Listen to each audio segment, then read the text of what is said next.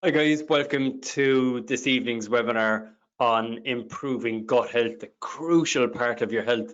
My name is Andy Shepherd. I am the clinical lead for Redicare. For anyone who hasn't been to or attended any of my webinars online or in person, welcome. And to those of you who have, welcome back. So this is a really interesting topic, guys, and it's brought to you by LloydsPharmacy in partnership with Redicare. So just a little word about Redicare before we get started, guys. Redicare are a company that provide digital therapeutic services, so online programs for managing chronic disease. So diseases like the most dangerous ones, the chronic ones that we suffer from in the Western world and not so much in the remote tribes around the world. So your sort of diseases of the metabolic systems, so high blood pressure, high cholesterol, overweight and obese conditions, and type 2 and pre-diabetes.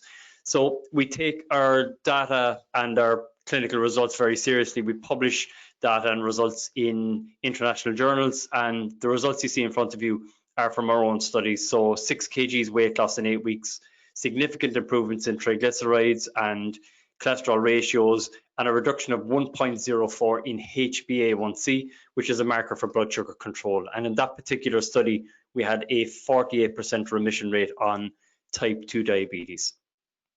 So guys, when it comes to gut health, what I'm going to do in this presentation, I have 15 minutes and then we'll do a 5-minute Q&A.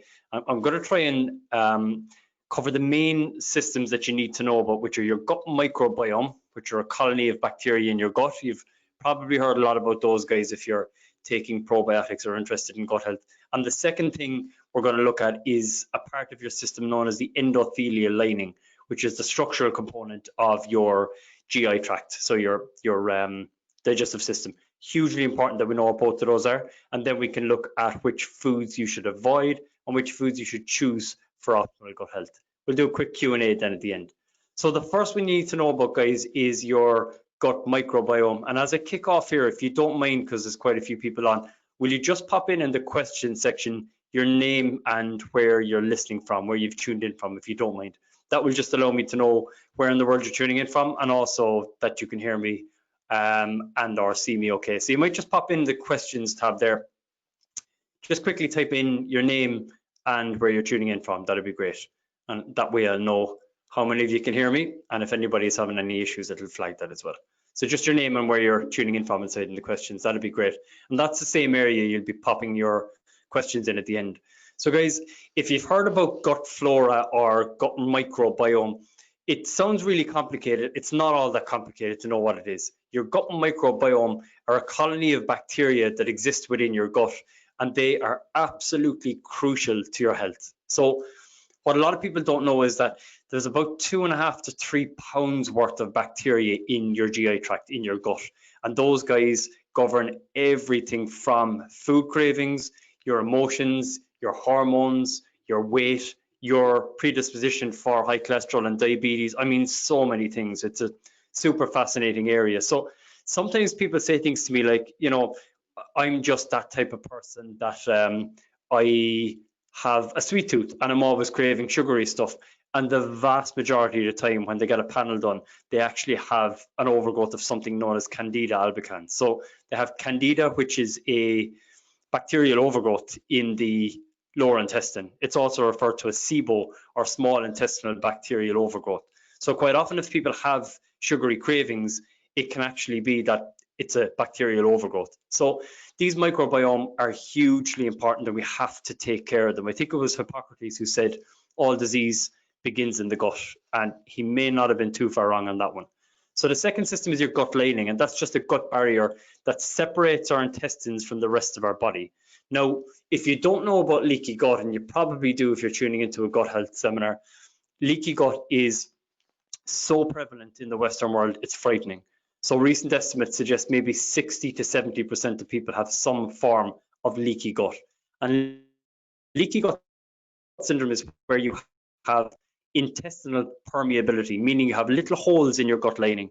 So you can see in the diagram there, but if I can bring my hands up to the camera, this is what your gut should look like. And when you've got leaky gut, this is what it looks like. You get little holes in the gut or little gaps in the gut, and undigested food and particles pass through that endothelial lining, and your body attacks them because it doesn't identify it as food, it sees it as a threat. And that can lead to something known as autoimmune illnesses. And those autoimmune illnesses, I'll cover them shortly, could be type 1 diabetes, multiple sclerosis, mental health issues. Often it's expressed on the skin as psoriasis, eczema, it could be Crohn's, colitis, you name it. So it's the body attacking itself.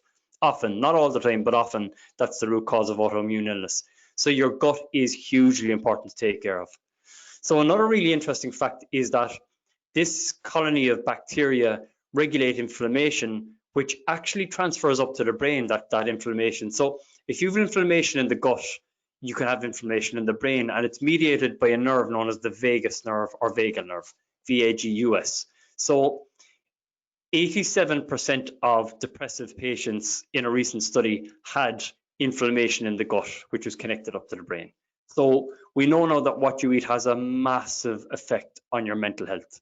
And even if you look at the statistics around Alzheimer's and Parkinson's, they're inextricably linked to poor gut health and something known as insulin resistance, which is your body becoming resistant to the action of insulin because you overconsume processed carbohydrate or sugar. So that's why in the scientific literature, they now refer to Alzheimer's as type 3 diabetes, because it's insulin resistance in the brain. So what you eat has a massive impact on your brain and on your mental health.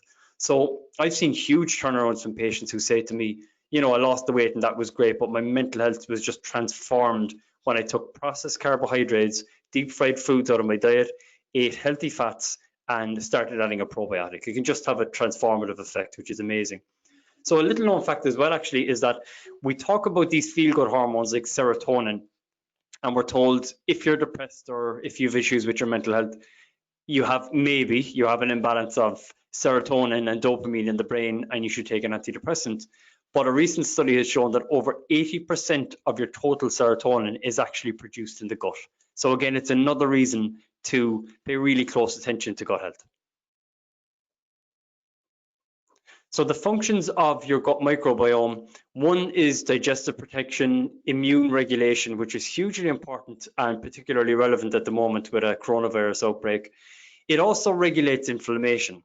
So if you can control bad bacteria and prevent their colonization, so things like SIBO, again, small intestinal bacterial overgrowth, yeast, sinus infections, you'll get psoriasis and things like that when they're not controlled. So what you want to do to regulate inflammation is you want to fight against something known as gut dysbiosis. So biosis, two things working together, dysbiosis, an imbalance of two things. So dysbiosis in the case of gut health is where you have more bad bacteria than you do good. So you have an overgrowth of bad bacteria. And that small intestinal bacterial overgrowth can ruin your skin, it can wreak havoc on your mental health, it can leave you with loads of food cravings, low energy, bloating, all sorts of things. So mental health is another thing. Microbiome play a key role in influencing mental health as well.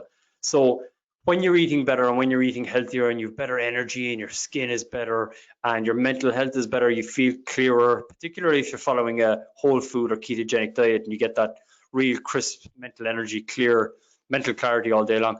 The vast majority of those physiological processes are mediated by your gut microbiome. There's so much is controlled and mediated by your gut microbiome. Another interesting fact actually is that from a cellular point of view, you have more gut microbiome cells. So you have more gut microbiome, which are cells, than you do human cells in your home body. So there's an argument that could be made that you're actually more microbiome than you are human. So these guys are absolutely pivotal when it comes to your health. So what sort of things do we want to avoid before we look at what sort of foods we want to consume and what sort of things we want to do?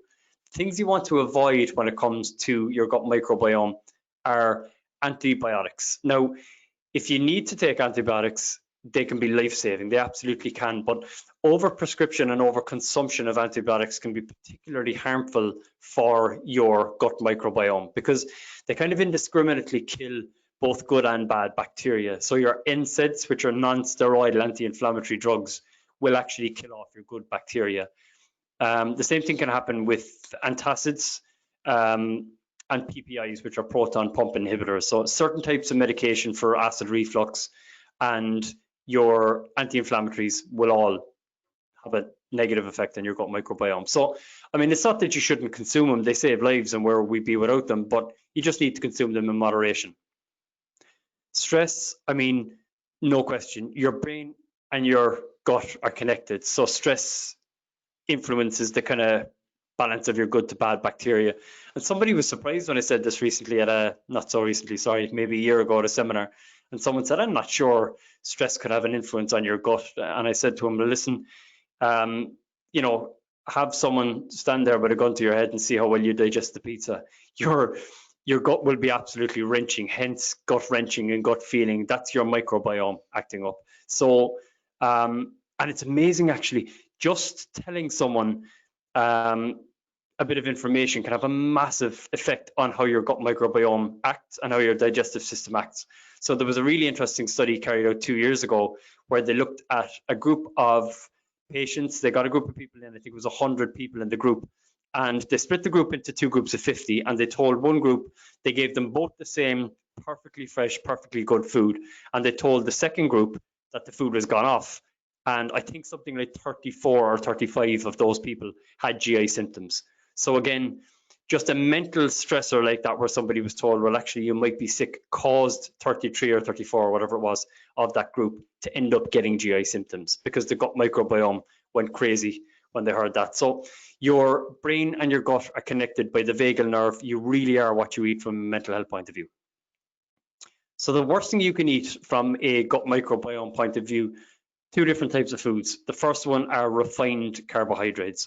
So your breads, cereals, granola bars, all the kind of foods that we were told might be great for us for the last 30 years because they're lower in fat and lower in calories, wreak havoc on your gut. Gluten and casein are 2 things that are particularly harmful to the gut. Gluten is found in breads, cereals, granola bars, and grains, and casein is found in dairy. Not everybody has that reaction to casein, but a lot of people do. It can be a trigger from a GI point of view. So your bad bacteria thrives and feeds off that sugar, and that's why when you try to quit sugar, you get those sugary cravings. It's not your brain is telling you that per se. It's the gut microbiome actually, and the overgrowth of the small intestinal bacterial overgrowth of the harmful bacteria are sending that signal to your brain saying, well, that's our fuel source and we need more. So another risk is a low fiber diet. So there's a couple of ways by which you can provide good bacteria with their food, which are known as short chain fatty acids. One is eating enough fiber, and the other one is being in what's known as a ketogenic state, because the main ketone, which is just fat, is known as beta hydroxybutyrate, and that converts into short chain fatty acids. So a high fiber diet and also a fermented food diet. So if you've heard of probiotics and you've heard of fermented foods, this is what people are talking about. Your good microbiome and the positive microbiome feed on fiber, and they also feed on probiotics. So it can be probiotics in a supplement form, or it can be fermented foods. And I'll cover those foods in a second.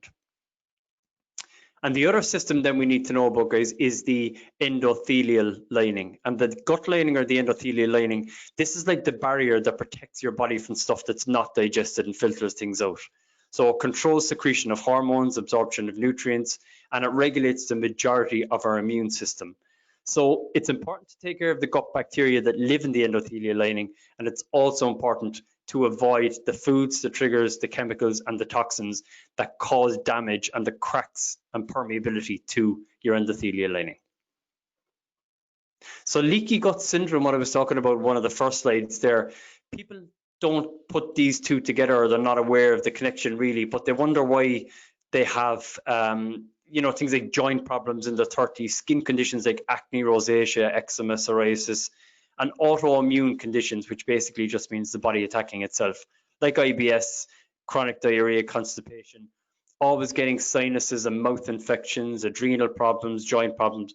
All of these fall under the umbrella, and about 200 more conditions of something known as an autoimmune condition. So it's your immune system basically inappropriately attacking some element of your physiology.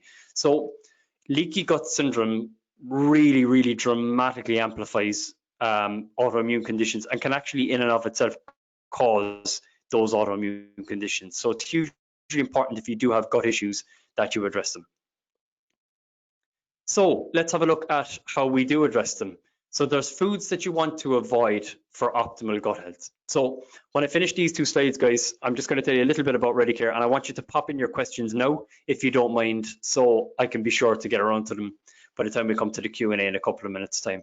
And do pop in if you enjoyed the seminar, pop it in. If you thought it was awful, pop it in. I'm not worried about feedback, so do pop in whatever feedback you have. So guys, the foods that you need to avoid for optimal gut health: bread, rice and pasta, because of gluten and also because of their glycemic load. Breakfast cereal is the same. So remember, all dietary carbohydrate that's digestible can only be digested as blood glucose. So a bowl of cornflakes is roughly the same as eating 20 spoons of sugar. There's no question. So this is a relatively recent finding in the nutritional science world, but you want to avoid large amounts of processed carbohydrate. Breads, rice, pasta, breakfast cereal, fizzy drinks goes without saying, high sugar foods goes without saying, and cakes and pastries. Takeaway foods for two reasons. One, you've got a huge amount of glucose is going to end up in the system, and then you've got industrial seed oils and trans fats, and again, they're going to be detrimental to your gut bacteria. They're going to kill off a lot of your gut bacteria. So the secret when it comes to feeding your gut bacteria and treating a lot of autoimmune conditions is, and this sounds oversimplistic, but I mean this genuinely, I'm not being disingenuous when I say this, but eat real food. And what I mean by real food is eat food that has one ingredient. Eat an ancestrally appropriate diet that your grandparents would recognize as food and that your ancestors way back hundreds of years ago would recognize as food. And that is food that nature intended. That food will never be detrimental to your gut health. So meats, fish and seafood, cheese, and again, that's probably the only exception because sometimes casein can damage the gut if you're particularly sensitive to it. Green vegetables, eggs, good fats, so your nuts, seeds, avocado, typical Mediterranean type fats, olive oil, real butter, not low fat foods that has, your low fat yogurt that has less calories in it. Calories don't make you fat in and of themselves. It's mediated by insulin. So eating a lower carbohydrate, higher healthy fat diet will be really good for your weight. And then fermented foods. So foods like kefir, kimchi, sauerkraut, soy, natto, any of those foods. So the most common ones would be kimchi, which is kind of like a fermented cabbage. It's a Japanese cabbage, I believe. It looks kind of like coleslaw in a jar you'll get in a health food shop. It tastes unique. I'm not going to lie, it's funky stuff. I like it personally, but most people don't. It's kind of like a pickled oniony type coleslaw type food. Kefir, which is kind of a fermented yogurt. And then what other ones do we have? Natto is a bit more rare. Yeah, they'd be your best ones. Kombucha is another one, sorry. But my issue with kombucha is you get it in fizzy drinks and it tends to have a lot of sugar with it, which kind of defeats the purpose. So my favorite fermented foods would be kefir and kimchi. So guys, I'm going to wrap it up in the next couple of slides, but basically the key to improving your gut health, and I can see a couple of questions coming in, that's great. So reduce your intake of refined carbohydrates, your muffins, cereals, granola bars, eat as little of that as you can, avoid all refined sugars if you can, fizzy drinks and donuts and cakes, consume more healthy fats and protein because your digestive system and your gut microbiome can really thrive on the short chain fatty acids that it can produce from good fats. Eat whole foods that have one ingredient wherever possible, and then either take a supplement or eat fermented foods. Okay guys, I'll go to a Q&A. Okay, excellent. Hi Geraldine in Donegal. Thank you, really enjoyed it. I do take milk kefir daily. Is this okay? Absolutely. Yeah, it's definitely okay. Kefir is wonderful stuff. The only thing you'd be careful of is over consuming it too quickly, because sometimes you can get what's known as a die-off reaction if you have too much of it. So you'll have learned that the hard way. If you have too much kefir too quickly, it will literally go through you. And that's your bad bacteria basically get into a little war with the good bacteria, and you just get a little bit of gas. So would you mind going over the different fermented foods, please? Of course. So kimchi, again, is a form of a kind of a sauerkraut. So it's a fermented kind of a cabbage, and you would only have a little bit of that. A little bit of that would do, maybe like a tablespoon, something like that. Kefir, which is a kind of a grain that you can put into something that basically turns it kind of sour. Super good for you as well. And actually, lots of foods are fermented and you just don't know they're fermented. So somebody said to me before, thanks for your webinar, but I don't think I'll be eating gone off foods anytime soon. But alcohol has gone off. Aged beef is technically gone off. Cheese has gone off. Yogurt has gone off. They're all examples of fermented foods that there's fermenting in the process. So we've been eating fermented foods as human for the longest time. So I wouldn't worry about that. Jennifer, is caffeine bad for the gut, or is it okay in moderation? It's okay in moderation. There's kind of mixed data on that. It's not actually the caffeine, funnily enough, it's the coffee as opposed to the caffeine. So even if it was decaf coffee, that can be detrimental to the gut. So yeah, it would be bad for your gut in moderation. And actually a lot of plant-based things can be bad for your gut if you have a sensitive gut. To be honest, I wouldn't think life is worth living without coffee. It's one of the few things that I leave into my diet that's technically not a whole food, so to speak. So it'll be okay in moderation. Great webinar. What type of diet do you follow? Okay, thank you very much. And then the type of diet I follow is literally a whole food diet, like the number 3 and number 4 that you see there. Eggs, avocado, nuts, chicken, fish. I tend not to eat anything that comes in a packet as much as possible without being overly strict, because there's no need for that too. So guys, thanks so much for your time. Just a little word about what we do at Redicare. So we're an online program for treating and preventing chronic disease. We have an offer for any of our Lloyds customers, or any Lloyds customers, I should say, or anyone tuning into the webinar. If you want a totally free consultation, no obligation, you want to talk through how to improve your gut health, how to lose weight, what the science says, you can do that just by sending an email to info@redicare.ie. So it's redicare.ie. So if you want to do a Skype or phone consultation with me, just let me know. That will be free because you tuned in from Lloyds. That's the offer. So if anyone wanted to sign up for our coaching program as well, you see that in front of you. You get your meal plans, shopping list, food guides, and unlimited health coach consultations, and it's €15 a month. So it's €50 for the first month and then €15 every month thereafter. So if anyone wanted to sign up for that, controldtx.com/LloydsPharmacy. And if you want a free consultation, just send us an email at info@redicare.ie and we can arrange for you to be in touch with me and we'll do a consultation. Guys, thank you so much for your time. I really appreciate you tuning in on this not so great evening compared to what we've had before. Thanks so much for your time, and if you enjoyed it, let me know, and I hope to see you back here again in a couple of weeks' time. Take care, guys. Have a lovely evening. Bye-bye.